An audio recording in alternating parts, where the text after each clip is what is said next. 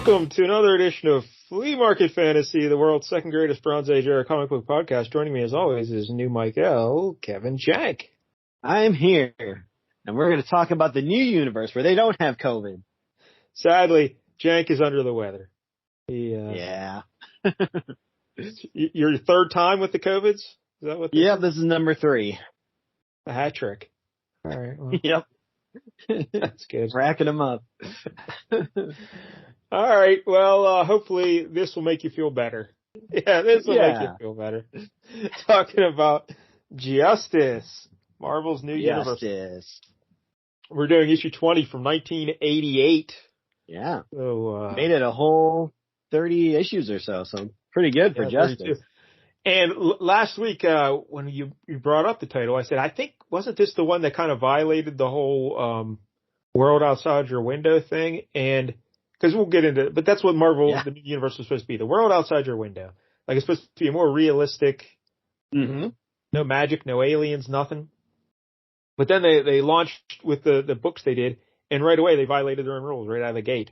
And you thought that this was a book about a Justice Department, like police officer or something, who then went and started hunting down paranormals. Like judging people with powers, And it kind of is. That is what it is, but that's not how it started. In researching this, it actually started out the way that I remembered. So we'll have to talk about that. Like, when did they let the audience in on the fact that was not what was happening? We'll get into that in a minute. But before we do, let's remind everybody, if you're watching us on YouTube, please like and subscribe. Jank, I checked today, 123 subscribers. Oh. Yeah, we jumped up like 6 or 7, I think, this past week. So the Flea Army continues to grow. Thank you very much for the support. And again, if we get to 500, Jank will take each and every one of you out to dinner. And I'll come topless. There it is. All right, Justice, the Marvel New Universe. This is the first New Universe book you have done on the show, correct? Yep, correct. This is actually the first New Universe book I've ever read. So what?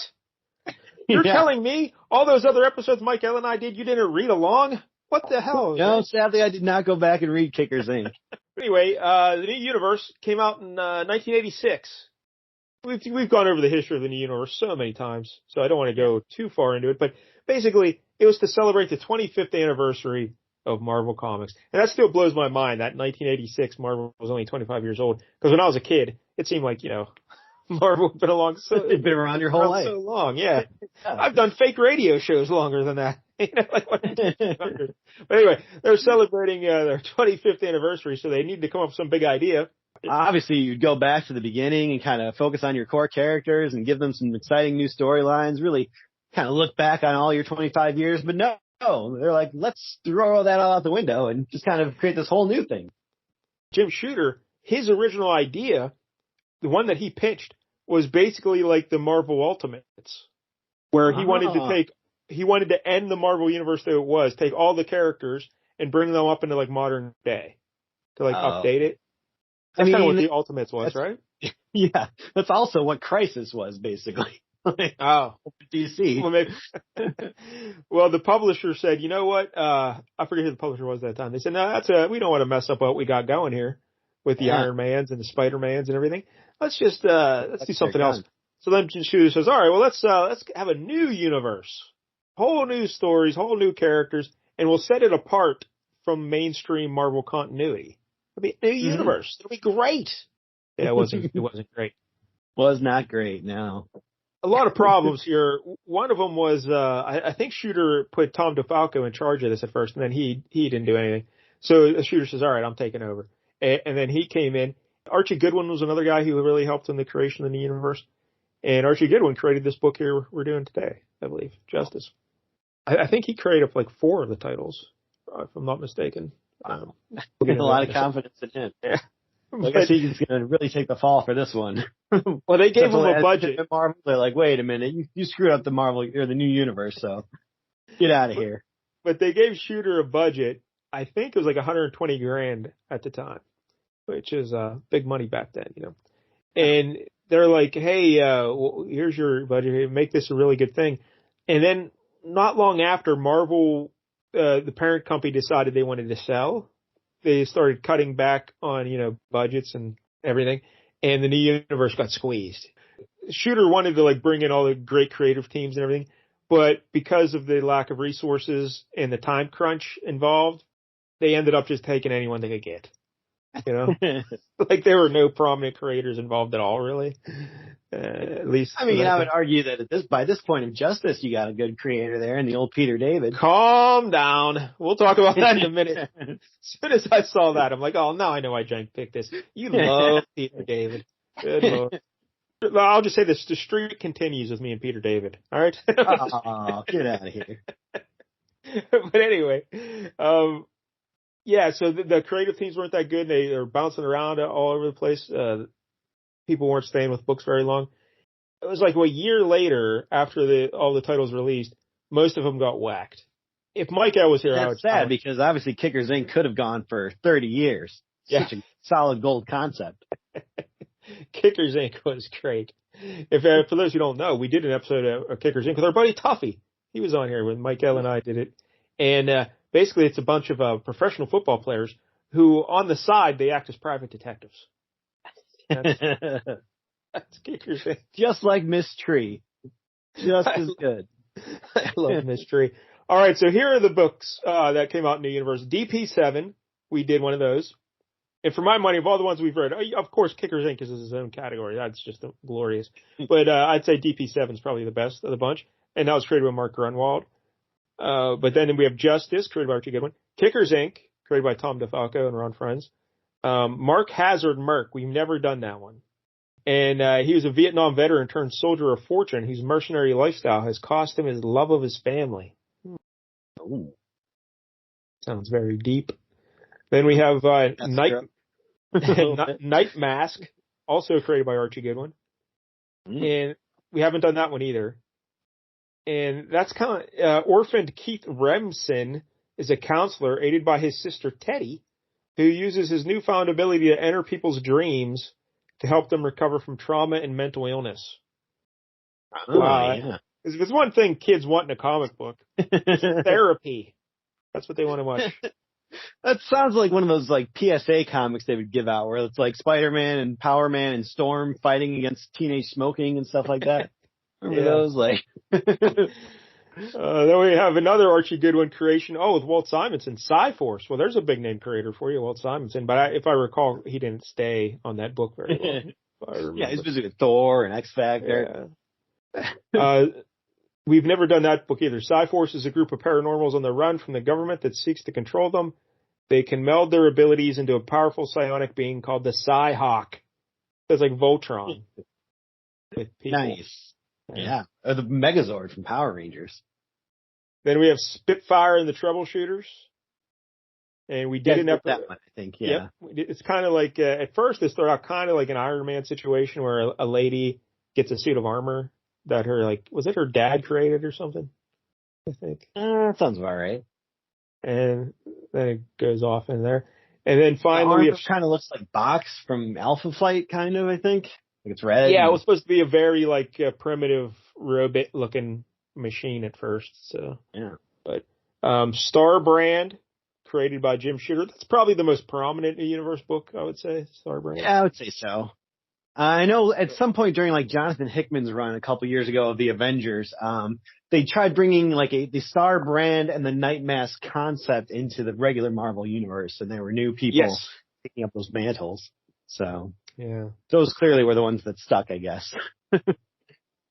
And I remember Shooter wrote because Mike L and I did a Star Brand episode as well, and that was one of the many instances where I realized, wow, Jim Shooter, not a good writer, but. I love Jim Shooter. He's my favorite editor in chief because I didn't have to work with him.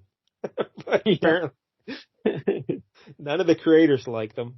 So after this first year, a lot of those books got canceled, and then there's a bunch of political stuff going on behind the scenes in Marvel because of the pending sale and everything, or the potential sale, and a lot of people didn't like Jim Shooter. So Shooter left Marvel. But if the new universe had been a success, maybe it's enough to keep them around. But, it wasn't. So, all right. So the books that survived, Justice, Starbrand, Psy-Force, and, DP7. They're the four that made it into a second year. Starbrand only lasted 19 issues because it went bi-monthly for a while. But the other three lasted 32 issues. Okay. And when they got canceled, those four books, they were still selling perfectly fine. It wasn't that they were doing poorly at all. But things picked up at Marvel, so they got an influx of cash or something. It's like, you know what? Let's really live it up. Let's forget this new universe crap. Let's just start really putting the money into actual other new projects. So it wasn't that they was doing terribly or anything at the time, but they just said, let's just move on from this. Yeah. So they're just like, that's Shooter's baby. Who cares? It's gone. Let's kill it. So there you go. But yeah, it's supposed to be the world outside your window. I guess that's an interesting concept. It's a shame that overall I have this Marvel age that kind of shows all the new universe characters like in a big group shot. And it's just like, none of this looks appealing. Like, they all look like normal people for the most part. And it's just like, oh, this isn't fun and super heroic. Yeah. So they all started with a white event. That's what caused everything in the universe. Was it a Starbrand related, I believe, if I'm remembering properly, right? I think so. He definitely, I would say that's pretty closely tied into him, I would think.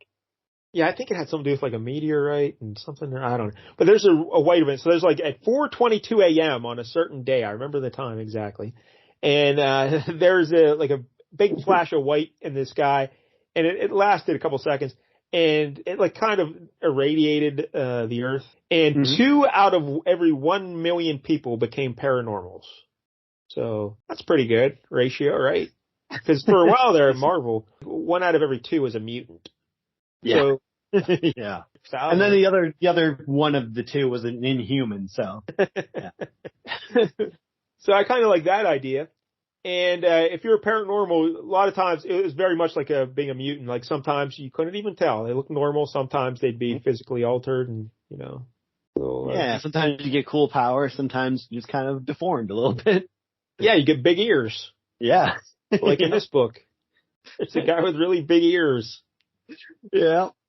That might have been really, you got the short end of the stick on that one. It could have been Night Mask. He could have been Night Mask. Justice, the character, his name is John Roger Tenson. The creative team on the issue we're doing today, as you mentioned, is Peter David and Lee Weeks. Mm-hmm. We'll talk about Lee Weeks later. This was one of 4 books created by Goodwin, as I mentioned, alongside Night Mask, Mark Hazard, Merc, and Psy-Force. Right away, Justice violated the world outside your window rule because originally he was an alien knight who was exiled to Earth by his enemies. Yeah, that's weird. Yep, that's kind of not what you promised there. Yes, so you start this new universe with 1 rule, and then you violate it right out of the gate. All right. No aliens. Here's an alien. The first creative team was Steve Englehart and Jeff Isherwood. I don't know who that is either. With issue 9, Jerry Conway took over writing. Keith Giffen was the penciler. Hey, we like him. Yeah, how about that? But they lasted only 3 issues. Then the next 3 issues were just fill-ins done by various writers and artists. Because again, that's another good sign for a book when you have various writers and artists. Yep, nobody wants it. You're just playing hot potato. Yet it still managed to survive that first year, and like we said, it lasted 32 issues. So then Peter David and Lee Weeks came in. They became the regular creative team with issue 15. Mm-hmm. And at that point, David retconned the first 14 issues, saying that Justice wasn't an alien knight. He was actually just hallucinating. So... somebody had like warped his mind or something, right? Like some supervillain he encountered had like messed with his mind and given him all these fake memories of being, or he kind of warped reality, I believe is what it was. He was, like you mentioned, he was like working for the Justice Department. He was undercover like on a drug sting or something. And they're going after this evil guy. I think his name was Darkquill. Way worse than his brother Nightquill and Dayquill. This is Darkquill. And apparently the white event, 2 out of the 1 million people, one of them was Justice, and the other one was Darkwill. And I guess Darkwill got powers to like you mentioned, warp reality or something. So he wasn't an alien knight. He was just hallucinating because of Darkwill. So, yeah. Yeah. I mean, I kind of appreciate that. I guess I would have appreciated it more if they knew this all along and they're like, no aliens. And then we're like, okay, that's kind of your hint that this guy's not really what he says he is. And we're going to show you later on he's not actually an alien. But if they just retconned it, like, and it was a different writer entirely, then it's like, oh, okay. So he was supposed to be an alien. And while David did it, the idea belonged to Mark Grunwald, because after Shooter left, they tried to salvage those 4 books from the new universe, and Grunwald, who had created DP7, and that was another one of the books that survived, he like took charge of the new universe stuff, and he said, all right, well, we got to fix this, because this isn't what the new universe was supposed to be. So it was his idea to retcon everything, and then Peter David did that. So I'm glad that they fixed it, I guess, but now I'm curious, I think that the second way around.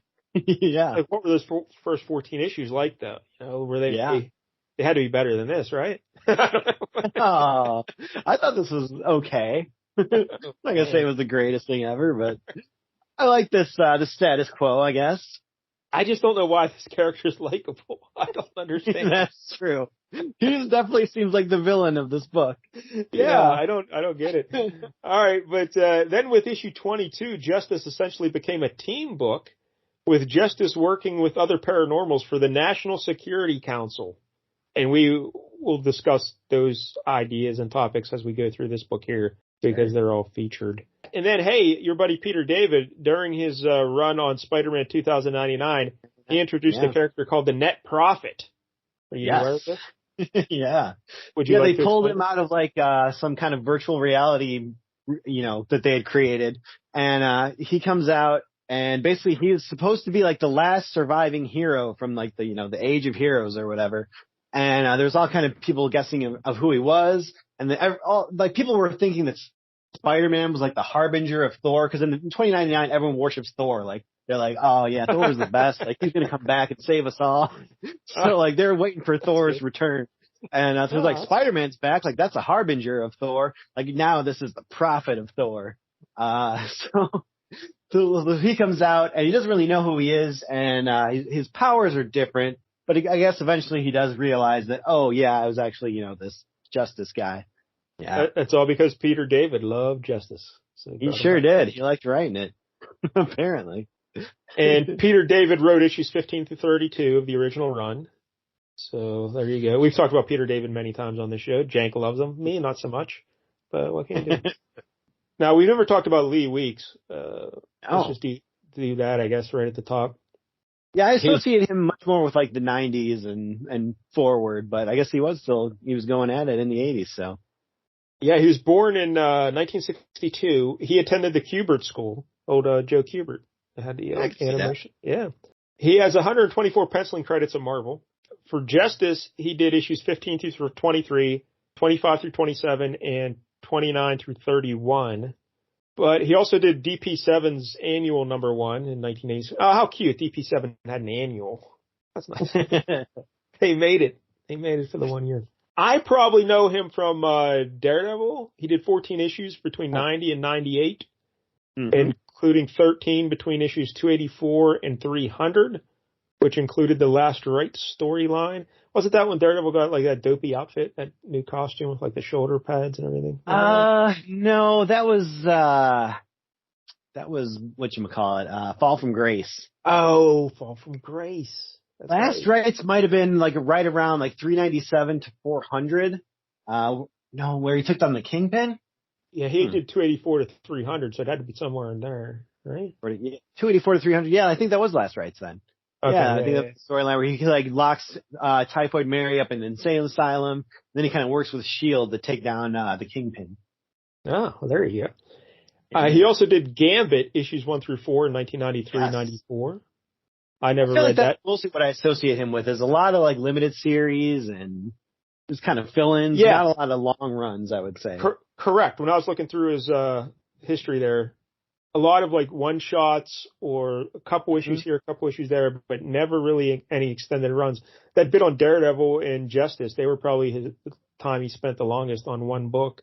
He did. He had one X-Men issue, Uncanny X-Men 314, 1994. Oh yeah.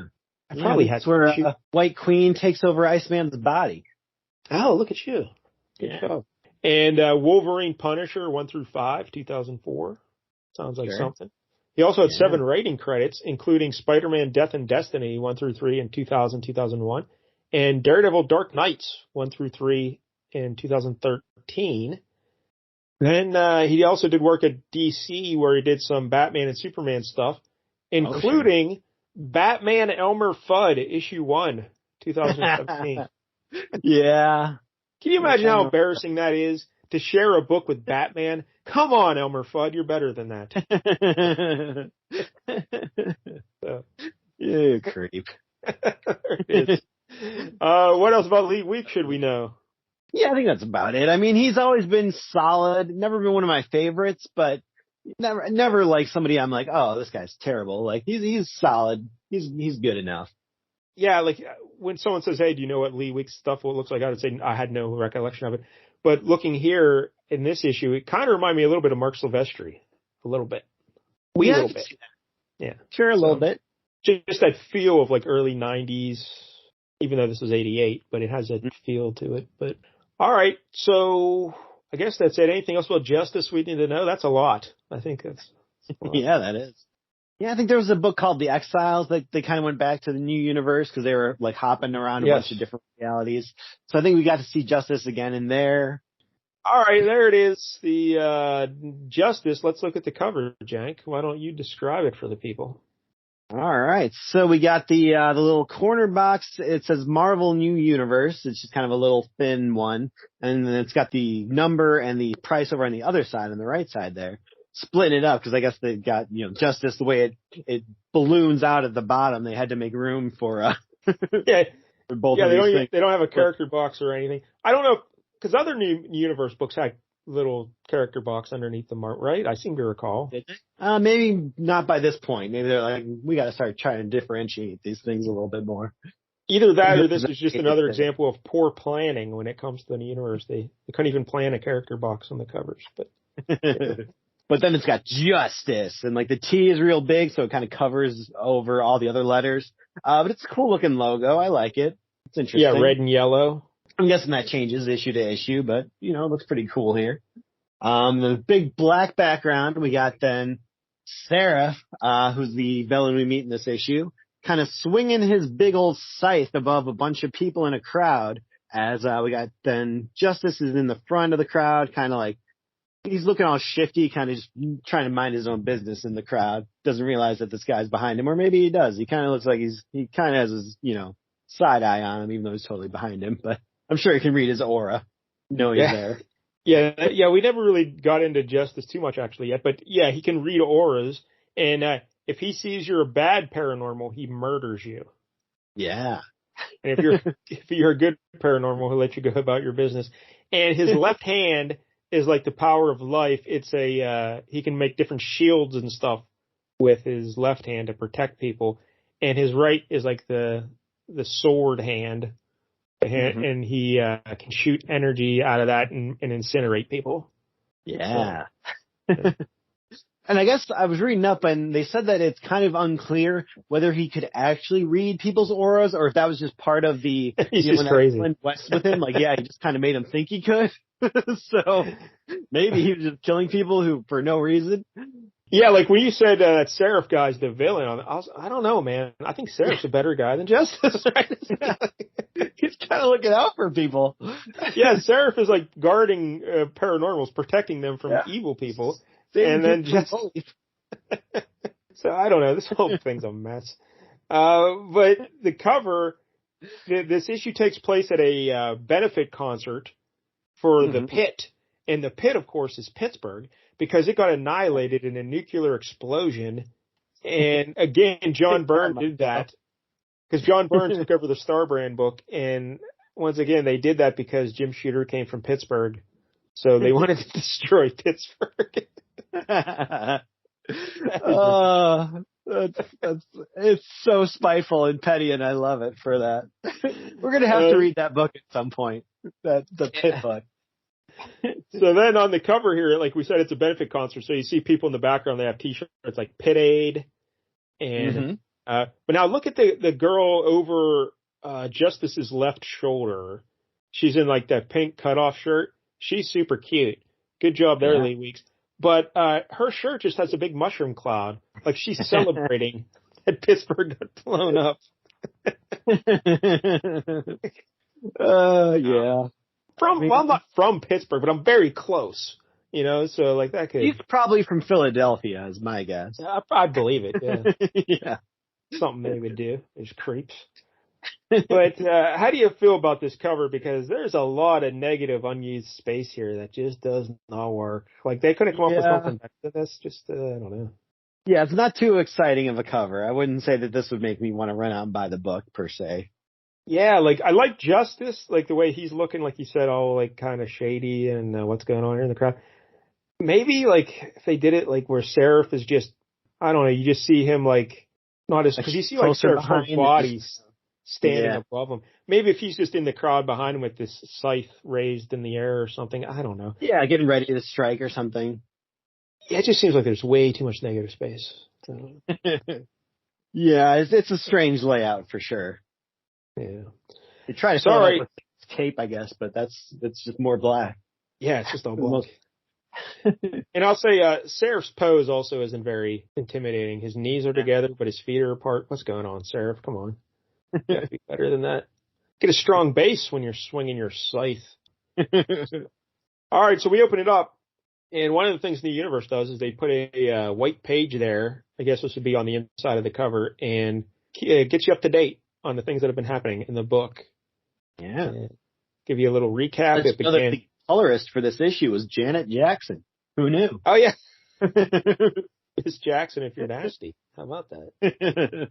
And so there it is. But they recap the whole white event, and one person out of every million. Oh, see, I read 2 out of every million. 1 person out of every million. This energy triggered largely benign body-wide mutations, resulting in paranormal forms and abilities. The transition beyond normalcy was not an easy one. For most, it was as traumatic as birth itself. I'll be honest, birth wasn't traumatic for me. I have no recollection of it whatsoever. You mastered it. I can assume it was a cakewalk. But John Tenson, a narcotics officer for the Justice Department, became endowed with powers of life and death.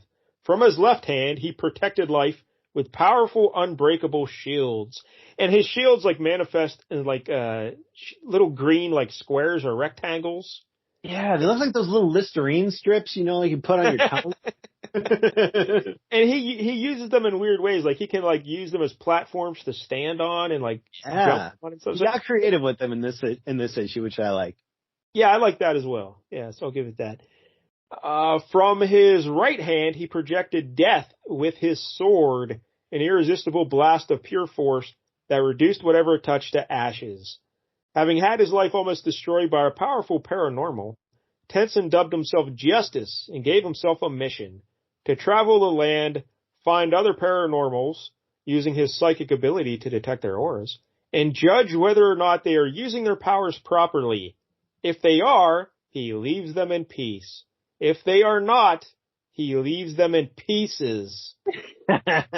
Wordplay there, huh? Justice, still in the area of the pit, attends the benefit concert known as Pit Aid. But there you go. Setting the scene for excitement. He's going to back in the 80s, it was all the rage to have those benefit concerts. Farm Aid, sure. Remember that? And, Live Aid. Live Aid, yeah. So they're cashing in on that. But again, he's kind of a jerk, this Justice, just going around. Who named you judge and executioner there, buddy? He just takes that mantle on himself. I'll decide whether you live or die. I don't know how in the weeds he gets here. If you're using your powers to murder people and stuff, I get it. That's fine. Go take them out. But what if you're just that guy, Well, in this issue, the guy with the big ears, an old lady at the grocery store with his telekinetic powers. I'm gonna murder him. There's a guy with big ears, and he's like, I know you've been using your supersonic hearing for evil, or whatever. Yeah. You've been listening outside of the girls' locker room. What? How is that even good? You can hear them taking off their sweater? Yeah. You can hear them in the toilet? Like, how is that good for him? What jollies is he getting out of this? This justice just sounds awful. Like, I don't know. Not exactly Yeah. what you wanted in a hero, I don't think. But, all right. Yeah, it's very anti-hero, I would say. More anti than hero. Yeah, because like you mentioned, Seraph is going around protecting paranormals who are being bullied. Like he's protecting the guy with the bad ears, or the big ears, because he's getting bullied. And then when he finds out that the guy with the big ears is kind of a creep, he says, all right, I'm done protecting you. Get out of here. But Justice, not very heroic. It's Justice guy. Yeah, I guess it gives him room to go. Like maybe you can have him grow as a character and learn he's been doing this all wrong. But at this point of the story, no, not so much. 20 issues in, he found out, what he was and kind of went on this mission, I guess. Correct. Before issue 15, he wasn't judging people like that, I don't think. Yeah. So, interesting concept. Don't think it works. But all right, here it is. We open up the book and we see someone's foot. And we see someone's ass, and then we see someone, and they're wearing denim, and then he's wearing a denim Grateful Dead jacket, and it's our buddy. And while he's walking, people are making fun, calling him Dumbo and stuff. And then we see he's got the big ears. This is the guy with the big ears. Do we ever learn his name?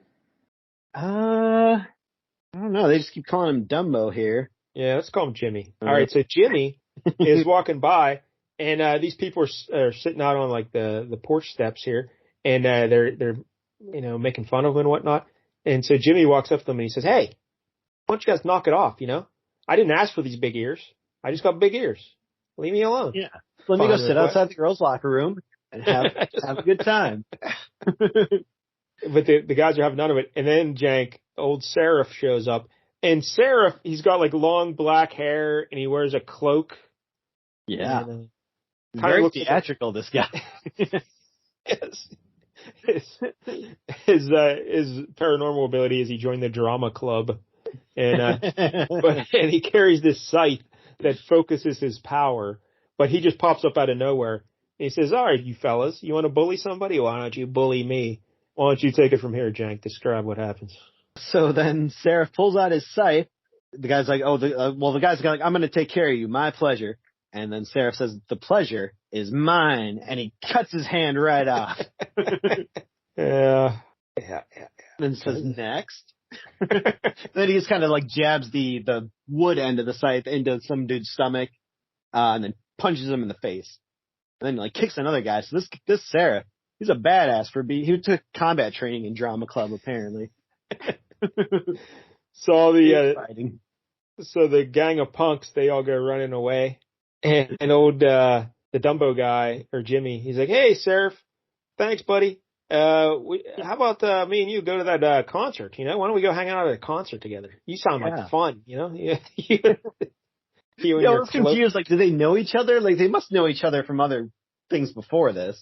Yeah, it definitely seems like they know each other. Like, he wasn't surprised that Seraph popped up, Like, it seemed like he was almost baiting the trap that he wanted Seraph to show up. So, Seraph was like, "I don't know, man, maybe. I don't know. I'll see you around." And who's going to play there? Well, what a lineup we have at Pit 8. Yeah. We'll get it. As we go along, they'll sprinkle in these photos of famous musicians. Some of them Lee Weeks nailed a little better than others, but we'll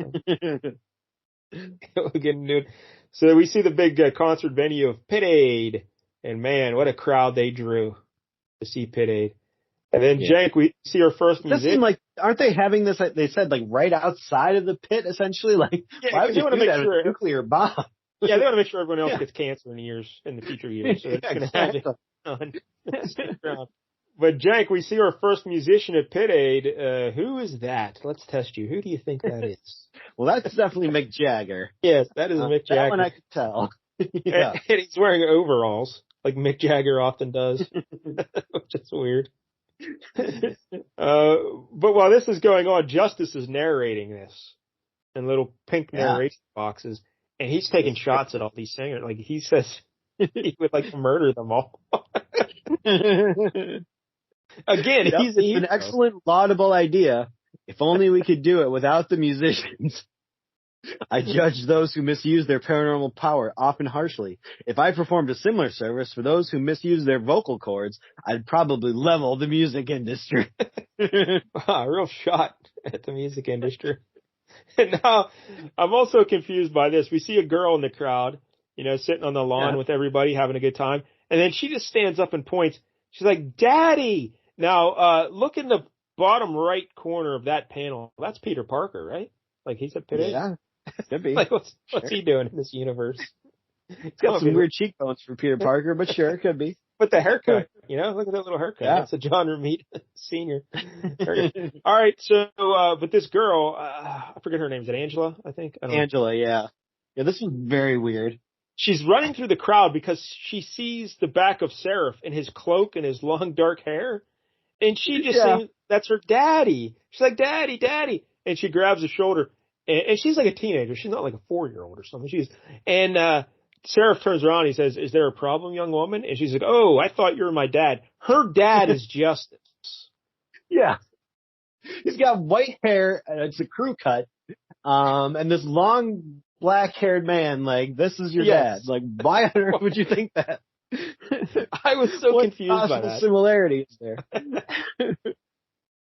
It made no sense. It's not she's looking for her, like her dad's, I don't think she expects her dad to be there. Like, they weren't supposed to meet there at the, concession stand or anything like that. Like, so it's not like she would think he would be there. She just saw a random man that looks nothing like her father. It was like, Daddy. Daddy. Oh, I'm sorry. When you turn around, I realized, but when you had your back to me, I thought your black hair was white. That's my fault, but when you turned around, I could see that you did not have white hair. But anyway. You got a flared collar, so I was like, it must be my dad. Also, we should mention that the mother of this girl and Justice's wife is dead. We mentioned he was working for the Justice Department, and one of the drug guys put a bomb in his car, and it killed his wife and her mother.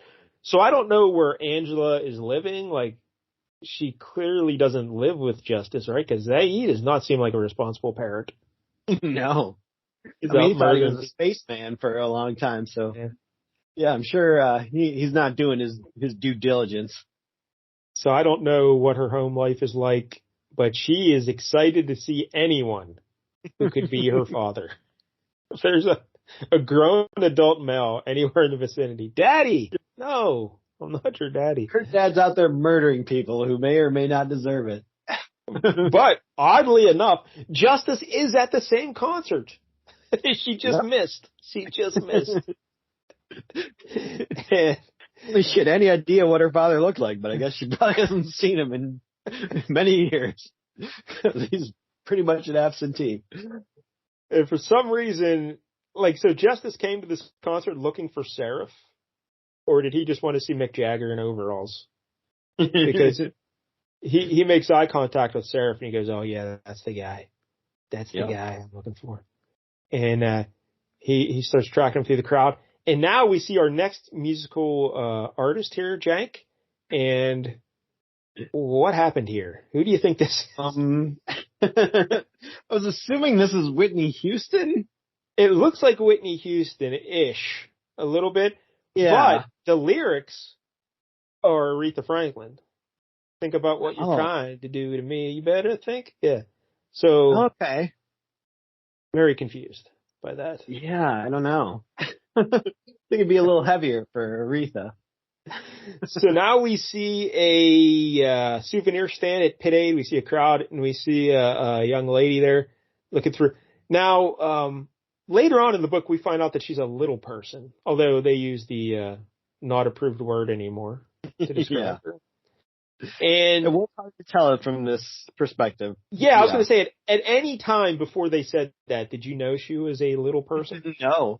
Yeah, neither did I. Not the slightest. I was like, wait, what, who are they talking about? I had to go back and look at the perspectives. And I'm like, oh, okay, I guess you could say that she was. But yeah. Yes, yeah. So I did the same thing. I actually went back and wait a minute. Yeah, I guess that's her. But remember how we said later on, Justice starts working for the National Security Council, and as a team book, she's one of the team members. She kind of gets recruited in this issue here. I think her name is Playback. But anyway, she's looking through a souvenir, a box of rocks. Yeah. These are actual rocks from, the pit. And they're tax deductible, so just buy one already. Yeah, clearly they're bogus rocks. And I'm guessing her power is she can like touch things and get feelings from, what do they call that? There's a word for that. Yeah. Longshot's got it. Oh, that's right. Yeah. I can't remember. Yeah. I think there's a T involved. But anyway, she touches it and not. So she's grabbing those rocks and she's not getting any feelings off them. So she's like, I don't know if these are real rocks from the pit. And he's like, yeah, just buy the rock, lady, $7 for a rock. So she's thinking it over, and then up from behind her, rock, probably. And then up from behind, yeah, really, would you like to sell rocks at a concert too, by the way? That sounds like a very bad idea. Especially with the lady that sings Aretha Franklin songs but look like a Whitney Houston. She could get hammered on that stage. Nothing but pelted with rocks and garbage. All right, so Justice comes. Jefferson Starship doesn't come out and do "We Built This City," or they're going to get a bunch of rocks. But Justice comes up behind her and he gives the guy some money. He says, give her a rock on me, keep the change. And the lady's like, oh, that's not necessary. But then she takes off her sunglasses and she's like, you. And he's like, yeah, good day, Miriam. Or would you prefer Playback? We should also mention Justice. He wears the trench coat. But underneath, he also looks like he has a superhero outfit on. Yeah, kind of. It's like a black shirt with like a white, almost like a lightning bolt kind of. But it's I think his costume changed a lot since they started this comic. I think it was a lot more silver and kind of white early on. He had like a little visor and stuff when he was, I guess, supposedly a spaceman. So now we cut and we see our next musical artist on stage, Jank. And would you like to say who this is? I got this one from the lyrics, yes. Not so much the drawing, because it kind of looks like Cher and one of the Marx brothers. It does look like Chico Marx a little bit, yeah.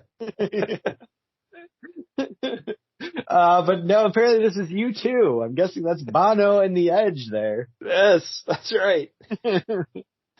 U2. And I still haven't found what I'm looking for. Yeah, that's what he's singing. All right, so now we see Justice talking to Miriam / Playback, and he says, hey, don't be nervous. And he puts his hand in his pocket of his coat, and he's like, I'm not going to murder you. I already judged you earlier, Miriam. You're cool with me. I'm not going to murder you. But I have this paper here. I'd like you to check it out. But when he pulls his hand out of his pocket, she thinks he's going to kill her. So she screams. And that alerts Seraph in the crowd. And he comes running to see what the screaming is about. Because again, Seraph is a hero. He's a hero. Yeah. He's like, someone's in trouble. I'm going to help him. But Justice is like, no. He's like, Ma, you're high strung today. I pull out a piece of paper and you scream. You should learn to relax, Miriam. Yeah, why are you so nervous? Just because I'm a serial killer. Don't worry. I murder people with powers and you have powers. So he shows her this paper there, and he's like, yeah, what do you think? And she's like, no, it doesn't mean anything to me. And he gets so mad. He's like, psychometry, by the way, I looked it up. Psychometry is power to touch things and kind of see their history. So technically there's a T involved, but not in the way I thought it was involved. I thought it was at the start of it, but it's just at the end of the tometry part. But all right, so he's like, pity, it meant something to the former population of Pittsburgh, but what? Hold it, we're being watched. And he senses that Seraph coming, and he turns his head, and then Miriam runs off to the crowd. These would be kind of like some of the Silvestri looking stuff, but and she wants to get away, and she runs into a fella in the crowd. And it just happens to be a guy who works for the National Security Council. What are the odds that this place is loaded with people like superheroes and superhero adjacent all at this concert? And she goes, are you a cop? And he's like, oh, I'm even better than that, lady. And he pulls out his business card. Terrence Updike, National Security Council. and you look like somebody who needs protection, Miss Morse. Like, and she doesn't seem surprised that he knows who she is at all. No, not at all. She just takes that right in stride. And she's like, oh, that's for sure. I think the obvious thing there would be, how do you know who I am? How do you know my name? But nope. And he's like, all right, then let's chat. So he just starts talking to her there. And now we get our next musical act. Oh boy. What a drawing this was. Yeah. Who is it, Jank? Again, this one, the lyrics helped a lot more than the actual drawing. Because this apparently is Madonna. She's singing Papa Don't Preach. Kind of looks like Dolly Parton with like a weird nose job. If Dolly Parton was possessed by an evil spirit. Yeah. Yeah, exactly. She looks, needs an exorcist here for Madonna. But all right, so then we see Angela, Justice's daughter, talking in the crowd to her friends and whatnot. But then the guy with the big ears comes up, and he sees Angela. And would you like to do this? Boy. So he comes up and says, hey, good looking, you know what a guy's ear size is directly proportionate to? She's like, oh, good Lord. His hat size fooled ya. How? I never put my ears under my hat. My hat doesn't really do anything. True. But he's like, do you come here often? And she's like, look, just buzz off, okay? Oh, bug off. I never heard bug off, okay? My father always told me not to talk to strangers. And then one of her friends whispers behind, and nobody looks stranger than him. But he can hear it because he's got gigantic ears. Yep. And also, they're only like a foot away, so he could probably hear it anyway. And he says, I heard that. I was just trying to be friendly, but the heck with you. So at this point in the book, even though he had that terrible come on and pickup line, we still kind of think this guy who looks like Alfred E. Newman, he's kind of all right looking, right? I'm not looking. I mean, he seems like a good guy, like, because we saw him getting bullied earlier, and so we don't think he's too much side at that point. Yeah, now he's just kind of a little, a little socially awkward. He doesn't know how to talk to ladies. All right. When they're making fun, he's got big ears, so I'm sure he's nervous. But now they make fun of him, so he goes storming off. Now we cut to Miriam and the guy from that Updike guy from the National Security Council, and they're walking and talking, and he's making his pitch to her to come work for him on the National Security Council. And she's like, I don't know, does it seem, well, you're just going to kidnap me, right? Lock me away until I'm convinced to assist you? And he's like, no. You've read too many Robert Ludlum novels. Yeah, that's no. So nice to know Robert Ludlum is still in the new universe somehow. Yeah.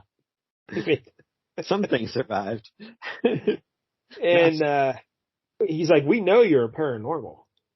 And if we know, so do others. Like MI, FBI, CIA. What is MI? Michigan? The state of Michigan? I was very confused about that one.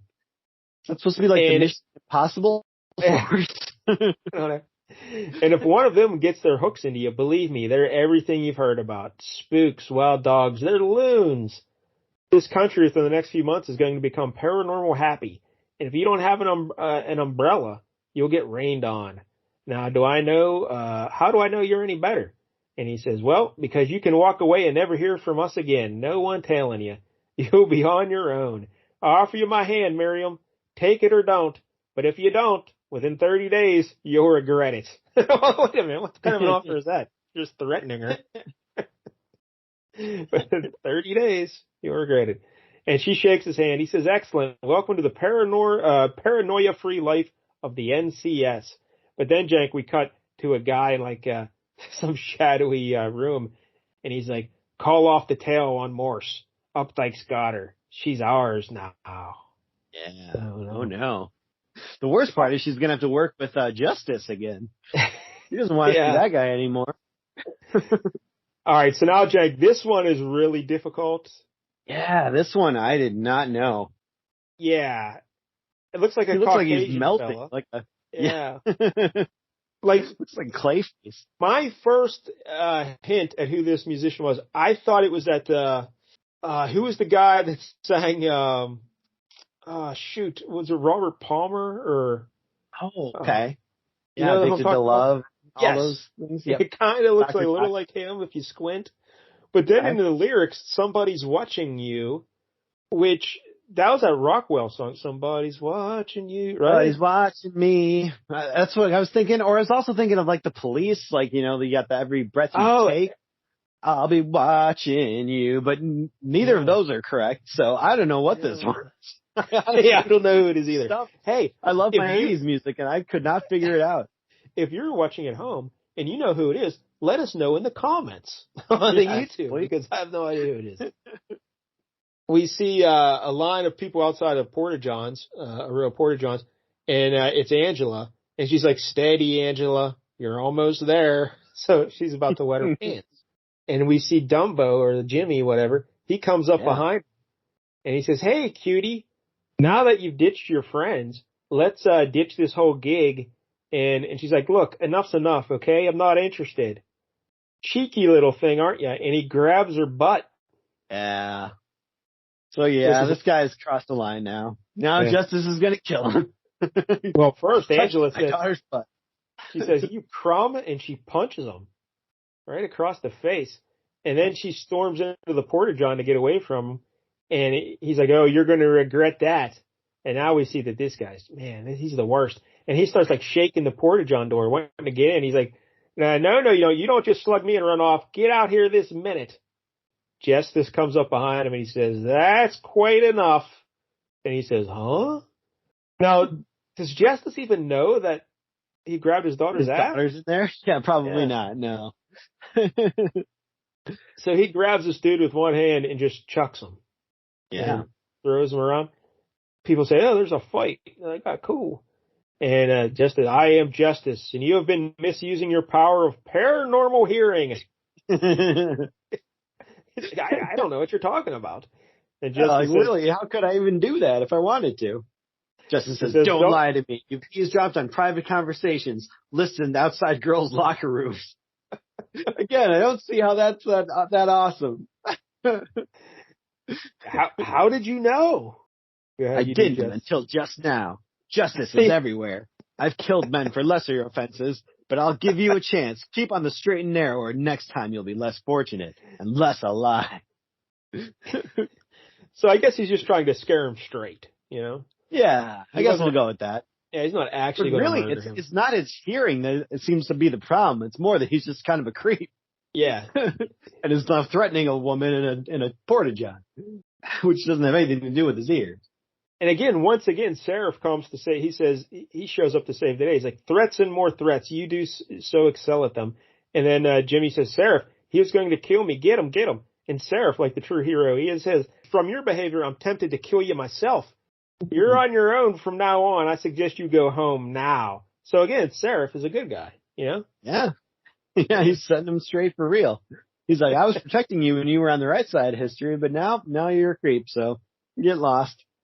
So Seraph and Justice are staring each other down now, and then we get a cut to our next musical ass, Jank.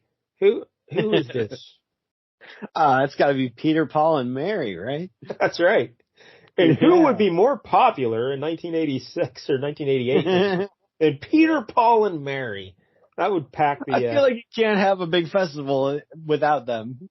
They just need to be there. So, Justice and Seraph are talking to each other there. And Justice is like, "Hey, who are you?" "No one of consequence, a humble guardian angel of paranormals." Yeah. And Seraph kind of has like all he does is guard paranormals, make sure that they're safe. So doesn't sound like too bad a guy. How do either of these guys make a living? You know, like during the day, is Seraph like you said, teaching drama class or something, and then or is he pumping gas? What's he doing during the afternoons? That's a good question. But look at Seraph. He kind of has those Namor eyebrows. Yeah, he does. But so they're talking, and I don't know what do they. Seraph's just saying, "Hey, I know who you are, Justice, and you're a murderer. I'm gonna." You were bullying that poor lady before, but since you let her go, I was gonna intercede then, but you let her go. But now I had to get involved. Yeah, and he says, "Oh, so you heard of me then?" He's like, "Yeah. Word is spreading through the underground, and you're just murdering everyone." And Justice says, "Then pass on the word that justice is coming." That's a nice little catchphrase. Like, if he was a wrestler, he'd end his promos with, and justice is coming. You know? But Seraph, he's behind him, and he gets the scythe out, and he's going to cut his head off. And he's like, I'd rather pass on the word that justice is dead. And he swings at him, but Justice puts up some of his shields there. Yeah, he throws out a bunch of them. They're kind of like, some of them aren't even square. They're like just triangles. Well, like I think he put up a square one, but the scythe shattered it. Oh, okay. Because he's like, what? He broke my shield? That's impossible. Yeah, he sliced through my shield, but I know that's impossible. Pity he doesn't know that. But where my shields fail, certainly my sword will. And he shoots the laser beam at him out of his hand, to kill him. But his scythe absorbs the energy. Yeah. Who else does similar things like that? Do they have an object that then redirects? An object that does it. I mean, there's definitely a bunch of mutants that have that as an ability for sure. Like Bishop and even Gambit in a way, right? Maverick. He doesn't absorb anything. He just kind of can unlock kinetic energy. And then there's others that like do it with strength, like Sebastian and Strong Guy that do that. Yeah. All right, but he catches it in his scythe and he shoots it back at Justice, and he puts up another shield. So they're fighting, and Angela's going around the crowd. She's like, "Oh, a light show!" And then there are also some cops. One of these cops is like Daredevil, pretty much. When we get to the end, I don't know if you noticed, he just chucks his billy club and hits him in the head. I've never seen a cop throw his billy club before. But anyway, so they're still fighting, and the fight's going on. We see Justice. He jumps up on his shield. He's like a dark opposite of myself. Basically, he can just do everything the opposite of what Justice can do. Like he can cut through his shields. He can absorb his sword and send it back to him. And now, finally, Angela's like, "Daddy." This time she's right. She realized what her daddy looks like. Well, this is my favorite part. He makes some shields to float in the air, and he jumps off them, like handsprings off them to avoid the scythe. And when he lands on his ankles, my ankle. This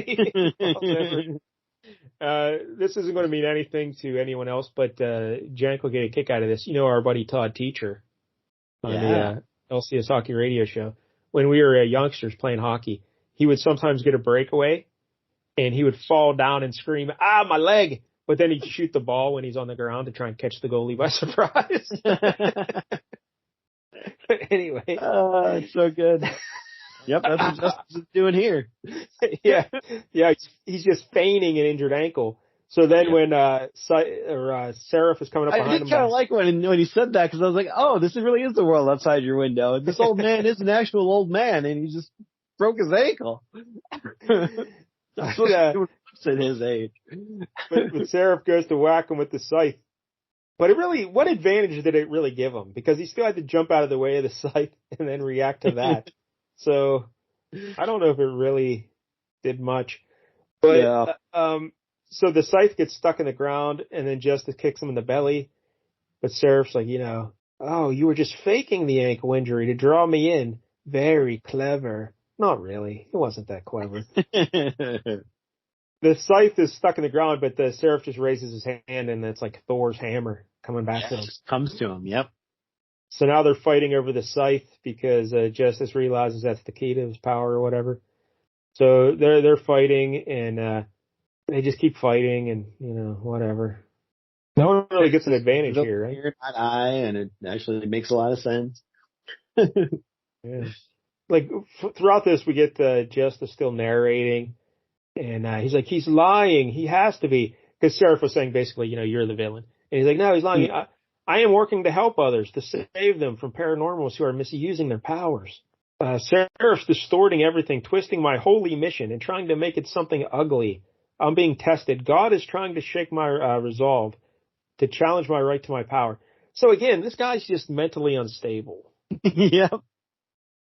He's the hero of the book that we should be rooting for.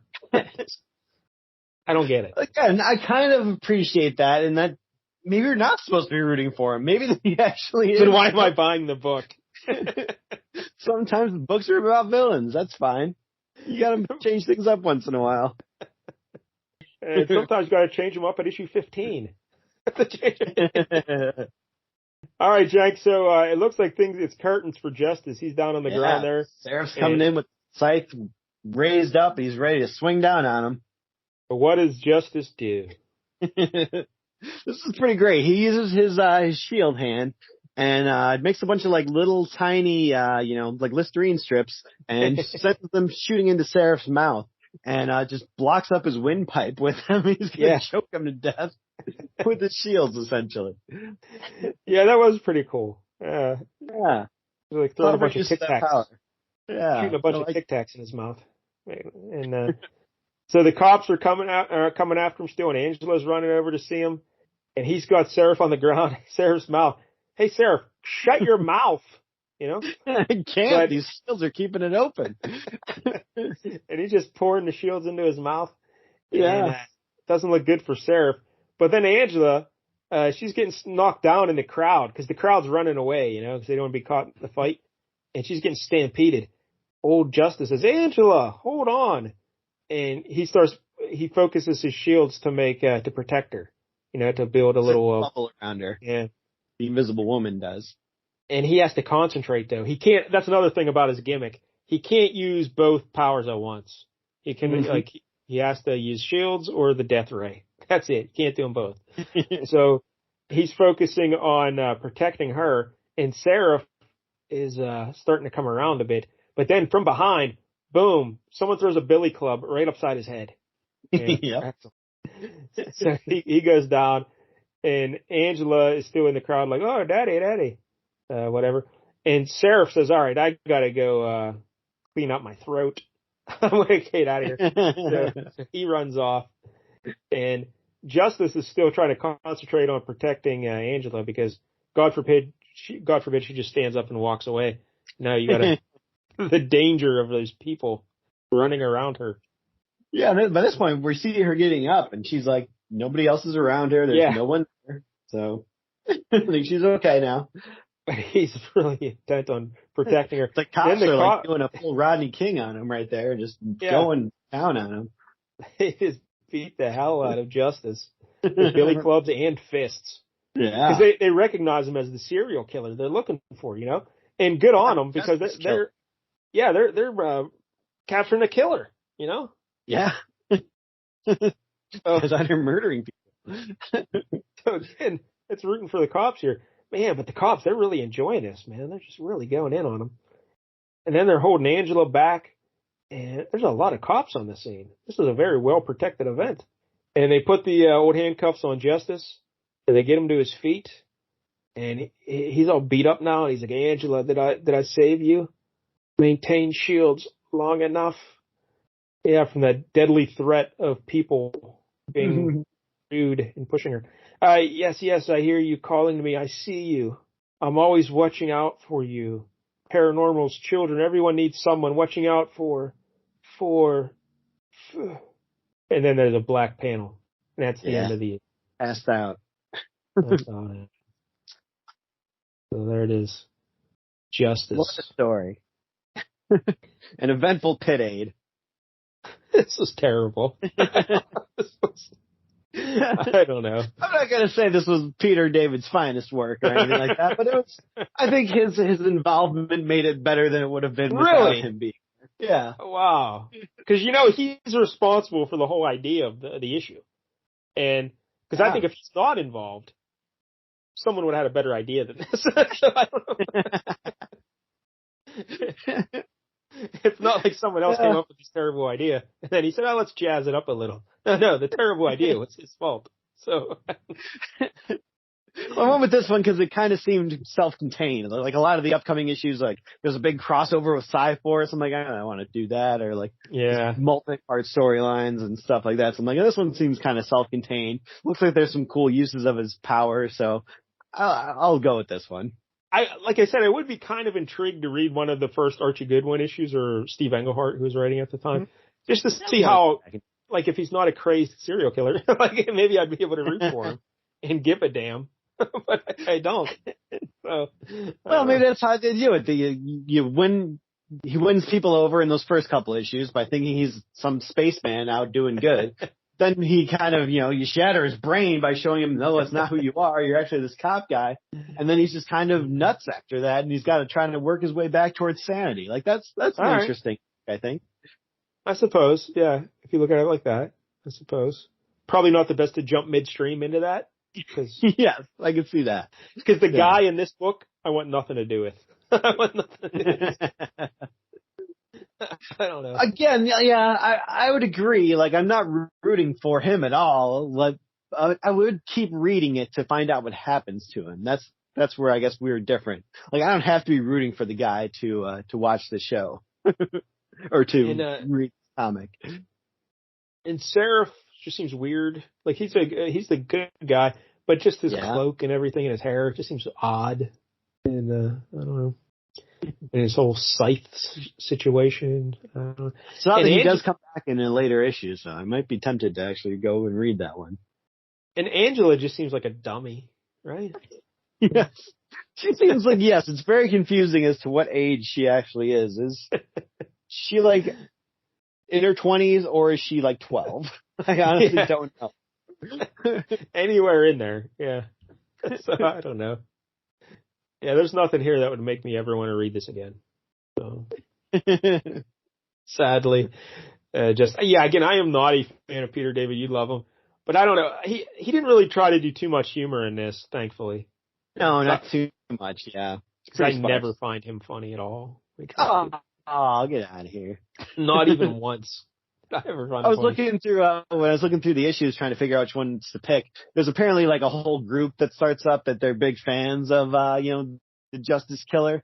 Like they're going to take his mission on and be the that's not good. They're trying to come up with a name essentially. I know. So they're like, what are we going to call ourselves? The Justice League? They come up with like a whole chalkboard full of ideas, like the Justice Society and stuff like that. I'm like, this is awesome. All right. Well, yeah, that's a good little joke there. I love the Justice Society. I'm a mark for anything Justice Society. So, but I don't know. 1 out of 10 on. Oh, Lee Weeks. I thought his art here was solid. It was fine. Yeah, I mean, it's some confusing panels. Oh yeah, definitely. Yeah, he can't draw real people. But, don't draw Weeks. Yeah. Just draw people you create in your mind, Lee Weeks. Don't draw actual people because they look nothing like the people they're supposed to be. He does a good Mick Jagger. I'll give him that one. He nailed Mick Jagger. But sadly, it was meant to be David Bowie. That's the end. He does a good Mick Jagger. But all right, so overall 1 out of 10. I can't go higher than 3.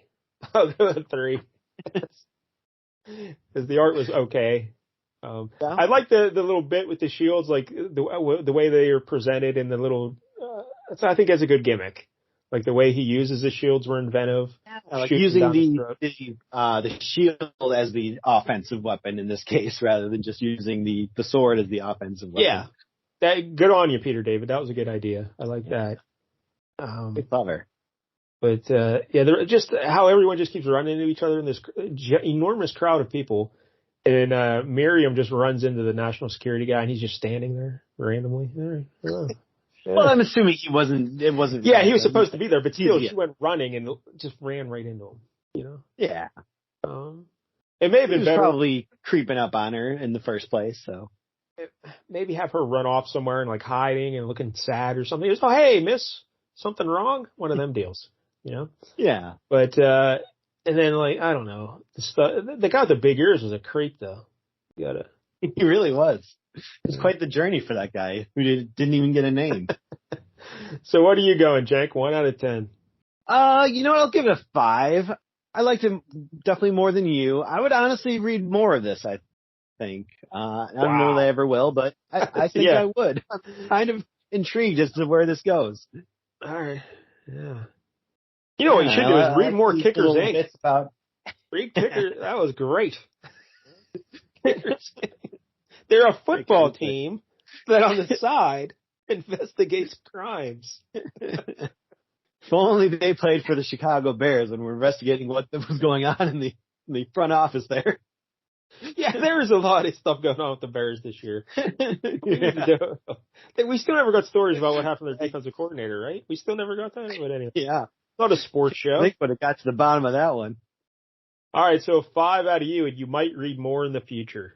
So there it is. Your first about the rocks, the pit rocks and stuff. There's little bits of humor in there that were fun. the first New Universe experience on the show, Jank. How do you feel? You know what? So far, so good. Like I said, I didn't mind this one, so. Well, we still got to do to. Psyforce, Merc, and Night Mask, I believe, are the three that are left.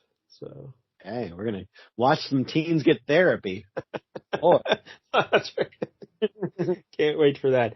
All right, maybe someday we'll come back to the New Universe, but for next week, Jank, I mentioned this comic in passing once before on the show, but we've never really discussed it at all. I think I might start going off away from Marvel and DC. Okay. Doing some other companies. Getting in the weeds there, yeah. A little bit. I was also thinking that we still got to nail down some big villains. Like we've never done a Juggernaut issue. We've never done like Baron Zemo, Annihilus. There are a bunch of big villains we haven't done yet on the show. That's true. Probably look for that. But for next week, we're going to be doing American Flag, issue 3 from 1983. This is Howard Chaykin. And Are you familiar with this at all, Jank? No, I don't think so. Then it's going to be great. Now, this is considered one of the more influential comics from this time period. So it's basically kind of like we'll get into it next week. But it's not. He's like an actor turned like a secret agent it's I don't know. The world's a much different place. Like they've been to the United States, I think, went to Mars or something, and there's a colony on there. I don't know. It's a little Judge Dreddy kind of. Yeah, it sounds very much Judge Dreddy. Okay, this guy looks vaguely familiar. Like I've probably seen him somewhere. Yeah, when I was a kid, I would see this book at comic shops and stuff. I never bought it, But American Flag. And one of the reasons I wanted to pick this particular issue is because the American Flag fella, he has a cat, and it's a talking cat. So, oh boy! And I think his name is Raoul, if I'm remembering properly. and the talking cat is in this issue. So I wanted to. Okay. Yeah. I'd like to have a talking cat. That'd be pretty cool. I don't know. I mean, you should have picked number 46 if I'm looking at it correctly. Is there a monkey? No. Good looking lady and just a shot of her from behind. Oh, yes. I did see that cover. That is a kind of like a Lost in Translation situation. The opening shot of Lost in Translation. Scarlett Johansson there. Yeah. So, all right. Next week, American Flag, issue 3. And we'll appreciate the work of Howard Chaykin. I know we've talked about Chaykin here on the show before, but I can't remember what it was. Do you have any idea? No. I know it's come up, but I don't think it was in my time we've done any of his books. Yeah, I don't think. Maybe when I look through all his past credits, I'll see it. But all right, so that'll be next week here on the show. And again, please like and subscribe if you're on the YouTube. We're trying to get to 500 subscribers. By 2045, we'll be there. Yeah. That mission will last much longer than the Marvel New Universe, I have a feeling. All right, so until next week, don't get any jank on you.